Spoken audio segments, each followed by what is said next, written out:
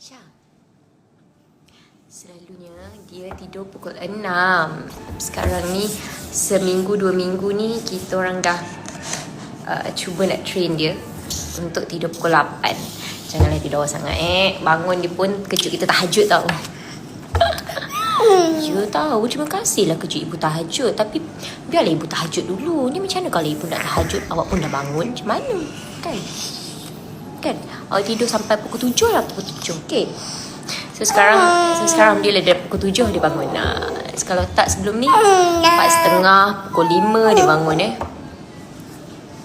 Aisyah pun nak Shin Ramyun ke? But it's very spicy. Oh, spicy. Lah.